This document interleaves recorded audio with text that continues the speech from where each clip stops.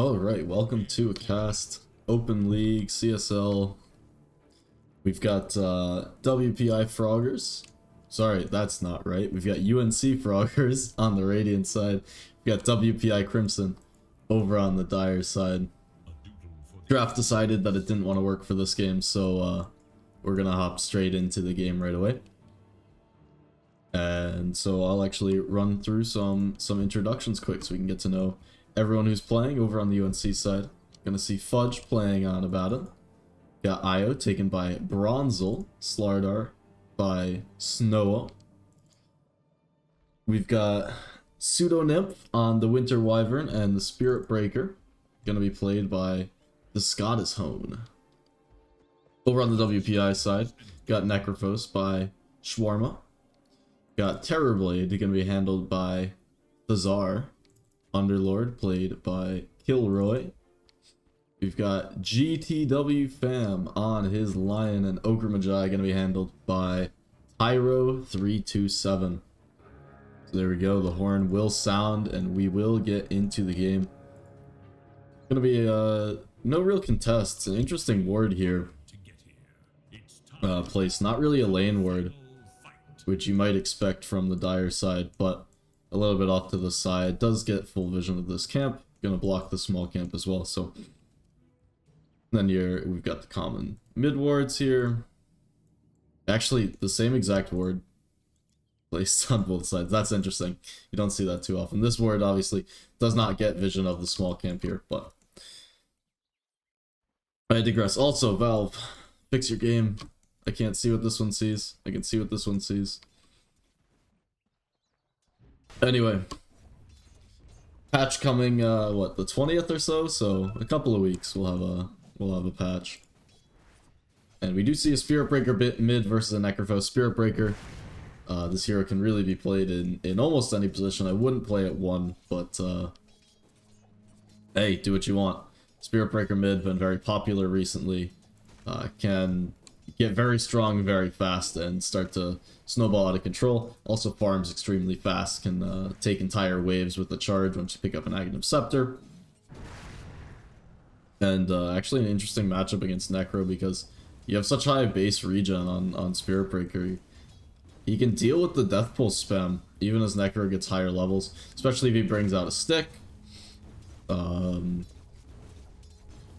Yeah, I don't know. It's a melee hero that I feel like actually can match decently into Necrophos. We see him with 7 CS already. Very nicely done. Scott against Shawarma. And now, level 3, coming in with the bash. And every time he clicks Necrophos, he's gonna be hoping, begging, praying, no bashes, please. Just let me be. And while you're at it, get this hero out of my games. Still shocks me. I might have talked about it in games where we've seen Spirit Breaker before, but still shocks me. This hero was unpicked at TI. We've had 0 changes since then. The game has been the exact same game for so long. This hero unpicked at TI and is now terrorizing games everywhere, from pubs to professional. Crazy, crazy stuff. Taking a look at some other lanes. See, Underlord and Abaddon. Actually, Abaddon run in the safe lane. This will be a 3 Abaddon, and they'll be running a 1 Slardar. But they are flipping the matchup. Abaddon matches up well into the Underlord, able to silence him up with the Curse of Avernus. So I would assume, at least, he does have an Orb of Corrosion lined up, but I'll assume this is a 3 Abaddon and a 1 Slardar, even though they have swapped up the lanes. Up top, Slardar is actually going for an armlet, so maybe they have committed to more of a 1 Abaddon. I'll be interested to see if they ever swap their build to go more traditional, because I would think that Slardar, as a right clicker, can still succeed. Actually gonna get a bash up onto Terrorblade. Thazar in a lot of trouble here, gonna get clicked down. First blood goes the way of Snowo. But yeah, what I was saying, interesting to see if they'll ever swap up their builds so that Slardar's the real right-click carry, because I feel like he is better suited to that than the Abaddon. But we'll see what UNC decide to do with their lanes. Going very well, both top and bottom. Have a CS lead and in the mid as well. Scott doing a great job against Necro, 19 for 5 versus 12 for 2. Gonna go and secure himself to the top rune as well, and Necro has to be careful here that he doesn't lose both water runes. Charge can come through, and it looks like it will. Gonna clean, not gonna get any CS along the way. We'll get him now. And should be able to go grab that other water rune if he wants it. Scott.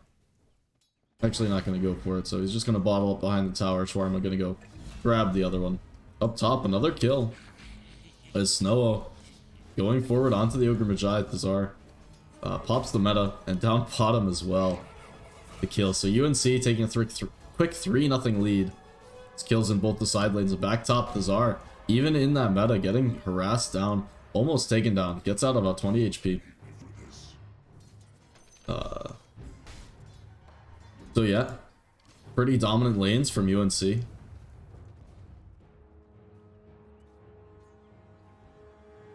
Five minutes coming up. Scott looks like he's going to take the bounty rune, maybe stack up some ancients. Nope, he'll just turn back and come to lane. Actually charging forward towards Necro. Gonna think better of it. And yeah, the level 3, actually just level 2 Death Pulse now, but level 2 Death Pulse scary enough, and now with the Reaper Scythe active, Scott gonna have to be very careful here.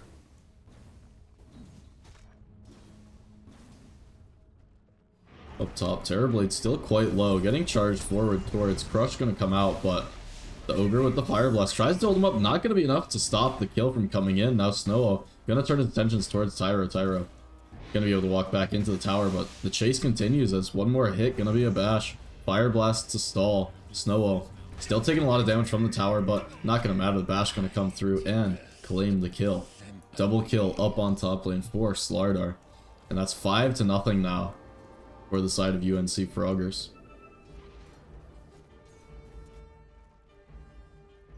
And down bottom, I mean, no pressure being applied to Abaddon. Underlord trying to stay up in CS, which he's managed to do, but Abaddon able to stay plenty healthy here. Of course, Io providing him plenty of regen, and gonna turn their sights towards Underlord. Lion is a little bit far away. Will try and make the rotation over with the overcharge, though. Abaddon doing so much damage.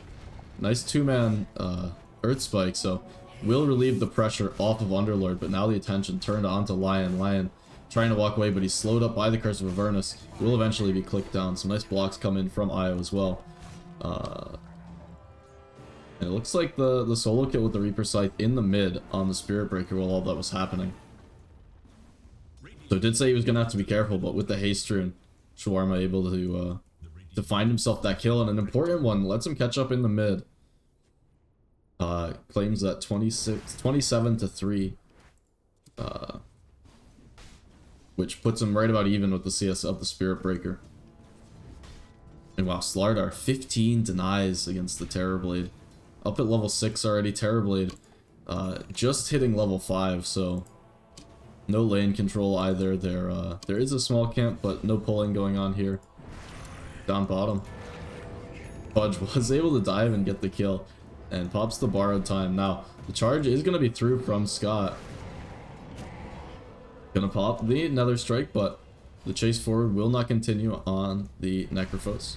Both mids making their rotation down bottom, but UNC the ones claiming a kill.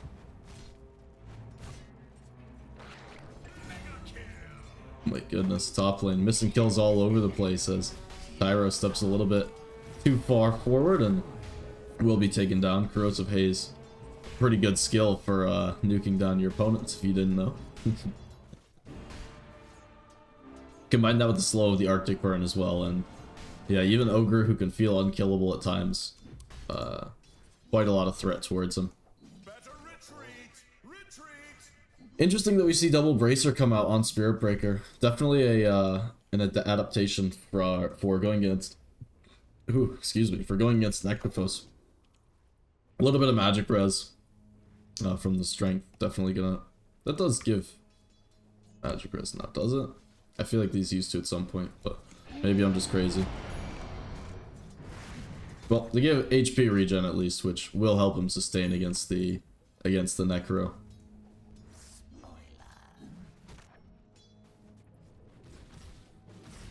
Terrorblade forced to retreat into the jungle as, yeah, Slardar has been giving him hell. But just gonna be harassed some more by Wyvern. Wyvern, Arctic Curse, Arctic Burn actually gonna end while he's stuck on the high ground. Now trapped up in the corner behind the cliff. Cold Embrace to buy him some time, and Spirit Breaker with the charge forward. Gonna force the Tsar to retreat. Charge comes through. There is another strike available. Gonna use it. Snowball making the charge over. Will claim an extra kill. GTW fam with the rotation over, but now Corrosive hazed up himself. Wyvern over on the side, getting chased down, but unable to be cleaned up. Cold Embrace to buy him some time. Fight completely fracturing here. Slardar looks like he'll be able to escape over towards the south. A little bit of indecision coming out from WPI, and that's gonna allow Wyvern to walk away as well. Well, Spirit Breaker Scott sits under the tier 1 top and see if they can find him. There's no mana for the Ogre Magi, just gets enough for a Fire Blast now. Looking for Scott in the fog. Scott doing his best to juke through the trees. Gonna TP behind the tree stump. Not gonna make it. Fire Blast does come through.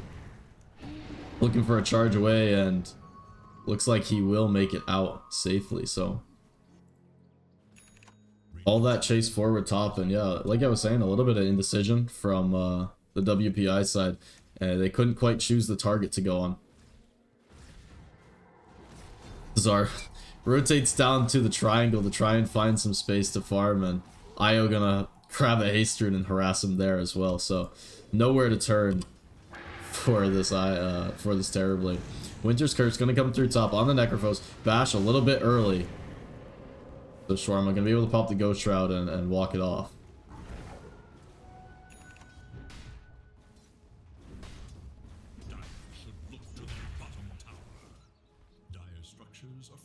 So 11 minutes in, WPI, even with that 9-1 lead, just sitting on a 1k net worth advantage. But Terrorblade's game has been stalled significantly. Just level 6. Now trying to find some space in the bot lane, but he's going to be going up into a level 8 of Abaddon if he wants to try and farm here, so going to retreat even further back into his triangle. Going to pop the meta and take some Ancients, but yeah, his game is very stalled. Now you see Abaddon actually managing to take down this offlane tower. Not the tower you generally see fall first. This is going to be the first tower of the game at 11.5 minutes. Usually you see the tower up on the other side go, but a very strong lane Abaddon. And top, we're going to see Lion go down, but yeah. Abaddon Io very much in position to take that tower, and with the Cardi top, the tier 1 should fall here as well. See Abaddon force Terrorblade to vacate the triangle as well. I mean, Terrorblade getting chased all over the map and unable to find a single space to farm. But okay, with the Cardi, not going to be able to get the CS, but the tower top will fall and extend the UNC lead. We do see a lot of WPI heroes gathered up towards the mid, so they want to try and make a some sort of trade here. With the double damage on Necrophos, they're going to try and take this mid tower, but we'll see what kind of answer can be mustered. Scott gonna charge forward. Forced to back off immediately. Abaddon. Io actually falling in a lot of trouble. Reaper Sight gonna take him down. Abaddon trying to click into Necrophos. Silenced up. Looking for a bash. Not gonna find one as the Ghost Shroud comes through. Earth Spike onto 3, but 2-man crush to follow. Everyone's done in the mid. Shawarma gets bashed. Gets bashed by Slardar now. Lion with the finger. Gonna turn. Take down the Spirit Breaker, but Fudge continuing to run forward. Has used that borrowed time, but he's in no danger of dying just now as he is looking to dive the tower. Takes down Lion with the Mistcoil and will look to reset. So many bashes going. Spirit Breaker bashes, Slardar bashes, and all of it dealing damage. Slardar actually went for a hood, so it looked like he was going to go for armlet. Decided better if I went for a hood. And Abaddon, yeah, he is going to commit to that position 1 style build. He's going for the Echo Saber. And even more tower pressure going to come out with that as you apply the Curse of Avernus so much faster. Slardar looking over towards the side. Gonna get multicast bashed, so no threat there, but Underlord getting charged at, taken down quickly. Pash does so much damage. Now Scott gonna use that Nether Strike, catch Shawarma out forward, trying to survive, not gonna make it alive. And will go down, so 2 more kills go the way. This is the old fight recap, but 2 more kills go the way of UNC. And they will take the tier 1 mid as well. Terrorblade finally found himself some space to farm. 4,400 net worth to his name and a couple thousand behind the cores of UNC. And already into Roshan, UNC are going to go with the Corrosive Haze, with the Curse of Avernus, and with Io. They're going to have no issues taking this. It's actually going to be quite fast. And I'd imagine they'll put this on the Slardar, with the Borrowed Time being available for Fudge.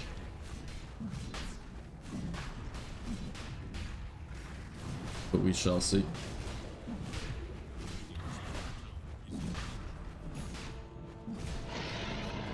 Nope, so they will give it over to Fudge with the Echo Saber. Gonna relocate down bottom, try and look for that Underlord. Underlord was trying to put some pressure on the bot tower in the meantime, but with the new Echo Saber, dealing all the damage in the world to Underlord. Gonna take him down. Relo. Io just gonna send himself back. Gonna meet up with the Slardar, who's got some stacks here. Not sure who they're gonna give the stacks to, actually. They don't really have a great stack taker, especially for the Ancients. Spirit Breaker maybe is gonna collect those and build towards an Aghanims after the Shadow Blade.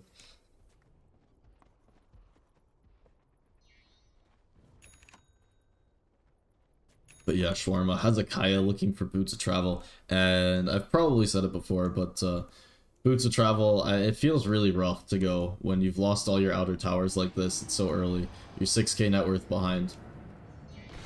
And your map feels really closed down where you TPing to. Anyway, Lion. Caught out. Gonna hex up the Spirit Breaker, but even if he runs back, he only runs into more UNC heroes, so will be taken down. And they'll turn their attentions down bottom. Kilroy. Caught out underneath the tier 2. Not even able to get the Pit of Malice down before he himself perishes. And they're going to keep the Cardi alive here as they push the tier 2. So hyper aggressive lineup really paying off for the side of UNC. They take a 6k net worth lead as we go into 16 minutes and feel completely dominant in this game.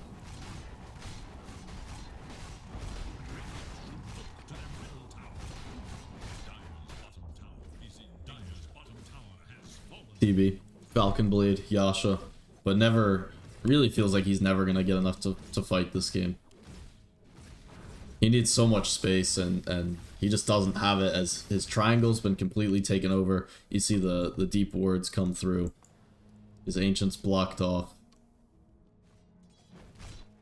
Roshan's been taken, so UNC can turn their attention towards that bottom half of the map for now, but will eventually swing through the jungle and collect that for themselves as well. Fudge runs straight down the mid. His team's not even with him, but he feels so confident with this Aegis, with the Borrowed Time, to just stand far up and be okay.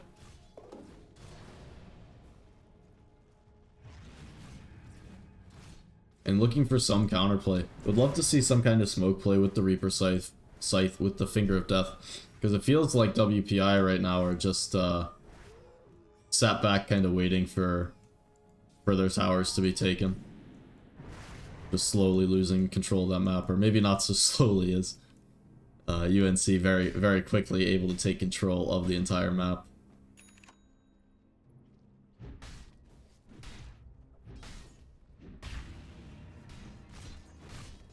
Fudge even working towards an Assault Cuirass next, and what more do you really need? Spirit Breaker has the Shadow Blade coming out. And I don't know. I don't know what the solution is here. Underlord looking for a Shiva's card, but that's so far away. And there's no big items coming for the side of WPI. Boots of Travel complete on Necro, but it's not going to help you in the short term. TB. Microing his Illus. too scared to even head down by the tower in fear of Spirit Breaker charge through, which is coming. And yeah, top tier 2 does go down. The one saving grace for WPI, Aegis just 1 minute left on it. Io with that raw Holy Locket. And yeah, look at that, even the Solar Crest picked up on the Winter Wyvern, so much minus armor. Shawarma did get jumped forward, Slardar with the blink, able to catch him out. Will bring him down behind the tier 2. A 2-man Earth Spike, but GTW fam gonna be cleaned up next. And once the creeps come through in the mid lane, this mid tower will fall as well.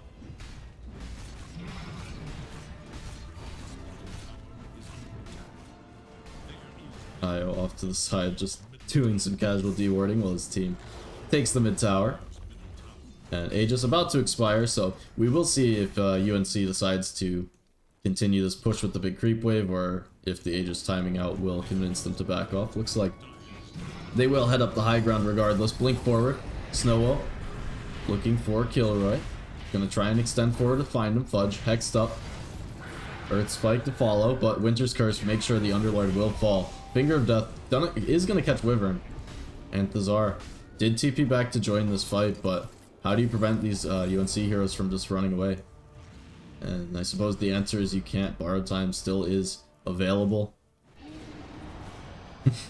Scott actually going to charge forward into the Cardi, just looking for the creep wave. There is still a Reaper Scythe. But WPI gonna have to be content with trading 1-for-1 up on the high ground. Blink forward, Snow finds Shawarma.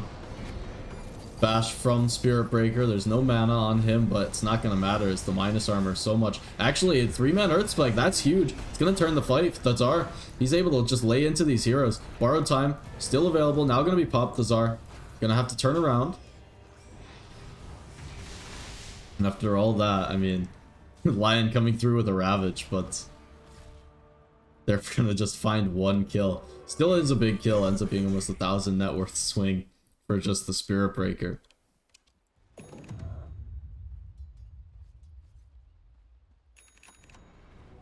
Actually has an Urn on Lion. I haven't clicked on him in a bit. Interesting choice to go for the Urn. He's gonna step up a bit far. Will be bashed down. Hex to stall. Another 2-man Earth Spike, but not going to be enough this time. Will go down. Fudge about to finish off that AC. See what Slardar's got as well. Blink. He's got queued up a Nullifier to deal with the Necrophos. He doesn't like Gotrod being popped in his face. And I'd imagine now UNC just gonna wait for the next Roshan. Could respawn in just 45 seconds, so easy enough for them to control the jungle, make sure they're the only ones farming on the map, and then seal this game with the next Aegis of the Immortal. Charge is coming through onto Necro. Bash to follow with the Crush, and stack the Nether Strike. It is actually going to matter as Gotrod able to be popped over towards the side. Shawarma going to be able to run his way away. So unfortunate stun layering there with the Crush and the Spirit Breaker ulti, but still not giving up much, and the only cooldown you've lost is that Spirit Breaker ult. So is going to be a bit of a long Rosh spawn, 2 minutes. But I think UNC should still be happy to wait for that before they continue to push high ground.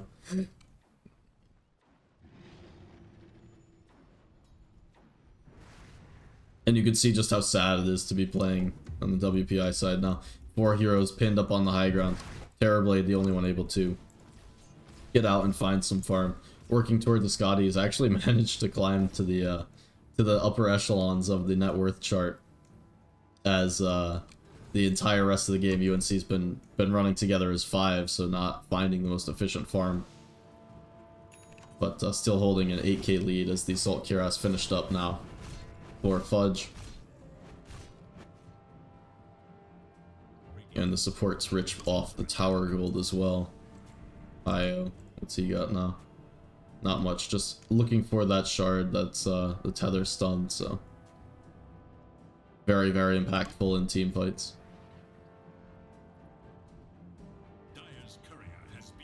Oh no, Terrorblade Scotty taken down. Can I see how long his courier's dead for? I don't think so. But his Scotty will be killed on the courier. So not gonna have that one available. I say that, I'm pretty sure it said the courier died with the ultimate orb on it, but he is holding 2 ultimate orbs. So I'm not exactly sure what's happened.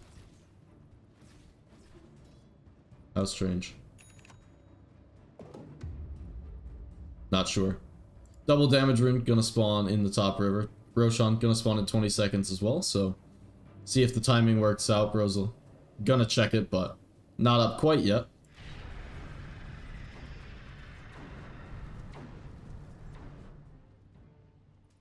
I was still hanging around. It's almost like it feels like he's gonna convince his team, hey, we gotta Rosh. He's gonna step in the pit, step out, Roshan gonna spawn right after. Rest of the team far up, and Slardar farming all the way back towards the base.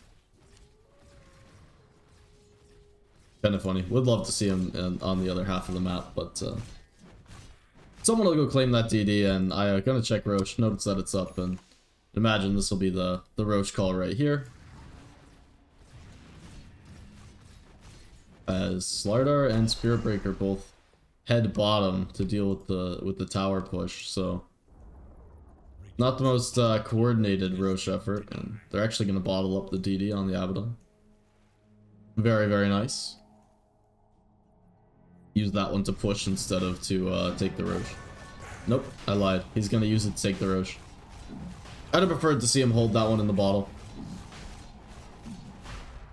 And Roche actually gonna be scanned out by WPI. The WPI Crimson maybe thinking about coming over, but it's a very, very hard fight to take here. They're down so much. 21 to 5, 11k net worth lead for UNC, and no contest coming through as Age is gonna be taken. Shard given over to the Wyvern. Interesting that they gave it to the Wyvern. I guess Slardar already had it, and Spirit Breaker, they decide doesn't need it. Still, the 2-second immunity would be nice, but Wyvern didn't have much net worth, so a little bit of share the love. Haste Rune gonna be put in the bottle for Slardar. And his nullifier is complete now. So the item timing is here. Only one missing it is Spirit Breaker. Actually looks like his Ags is on the courier, so maybe they'll wait for that. We shall see. Fudge though, just gonna walk straight up the high ground. The mirror image illusion. Gonna actually pop the borrowed time, so good win there. Terrorblade able to very low commit, just use the reflection, I guess. And very potent whenever you're a hero that has on-hit abilities that you give up from reflection. Nullifier being put to use, taking off that Ghost Shroud, and Necro will be the first to fall. Bizarre with that fresh Scotty. Gonna try and go to town, but Winter's Curse will kill off the Ogre. Bizarre now in the middle of everybody, bashed up, trying to get Sunder, but he's gonna be chain stunned down to death. Now, Underlord will be next to fall. Buybacks on everyone but Terrorblade, as we saw another big Earth Spike, but not enough to save GTW fam. Buyback's gonna come in from the entire team. Save Terrorblade, but Fudge with that Aegis, ready to stay. Pops the borrowed time, gonna look forward towards everybody. Rest of the team, not sure they want to commit for this, but Fudge still deep in the base. Releases that Splinter Blast off the Wyvern Shard. Oh my goodness, so much damage from Slardar. The Bash just takes down Necro straight away. That is a dieback, 70 seconds for him and the Underlord. Everyone else gonna be cleaned up, and GG will be called. 30 to 5, and yeah. UNC Froggers, they're gonna take this one. Game number 1 in relatively convincing fashion, so We'll see you back here for game number 2.